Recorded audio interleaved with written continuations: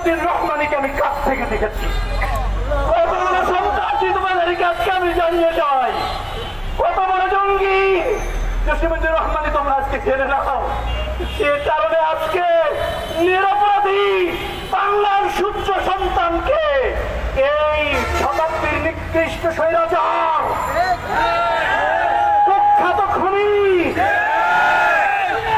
রক্ত পিপাসু ডাইনি শেখ হাসিনা এবং তার সন্ত্রাসী সংগঠন আওয়ামী লীগ তাকে যে অপরাধে আজকে তাকে কারাবন্দী করে রেখে বাংলার শ্রেষ্ঠ সন্তানকে কণ্ঠরোধ করা হয়েছে।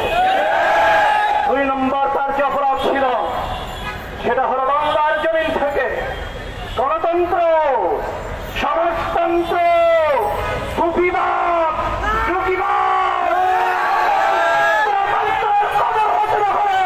বাংলার জমিনে ইসলাম প্রতিষ্ঠা করতে চেয়েছিল। ইসলাম প্রতিষ্ঠা করে যদি অপরাধ হয়, সন্ত্রাস হয়, জঙ্গি হয়, আমি সেই সন্ত্রাসী এবং জঙ্গি হিসেবে গর্বিত।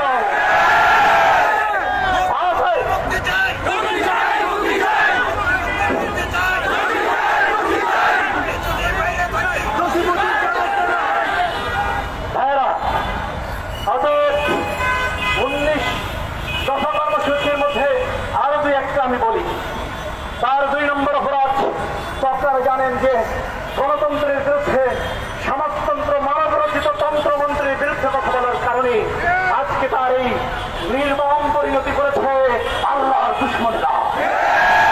উপস্থিত সংগ্রামী সাথী বন্ধুরা, আমরা 6 দফা এখান থেকে আমাদের সমন্বয় ঘোষণা করবে। এই 6 দফা যতক্ষণ বাস্তবায়ন না হবে ততক্ষণ রক্ত দিব, জীবন দিব, সম্পদ দিব।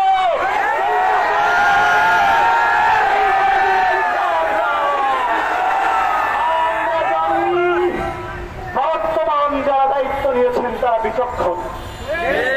আমরা জানি আমি কাজী ইউসুফ জাহান 2টা মাস ছাত্রদের সাথে থেকে আওয়ামী পুলিশ সন্ত্রাসী আওয়ামী লীগের বিরুদ্ধে যুদ্ধ করেছি, বিজয় এনেছি। আরে আমার অবদান আছে এই বিজয়ে। আমরা বিজয় এনেছি, তোমাদের উপদেষ্টা হওয়ার জন্য ছিলাম না। আমরা তোমাদের কোন পদ পদবীর জন্য না। আমরা সংগ্রাম করেছি সন্ত্রাসী মুক্ত করে, শোষণ মুক্ত, তাওহীদ যুক্ত, শিরক মুক্ত, বেদাতবিহীন সুন্নতি সমাজ প্রতিষ্ঠা করার জন্যই আমরা সংগ্রাম করেছি।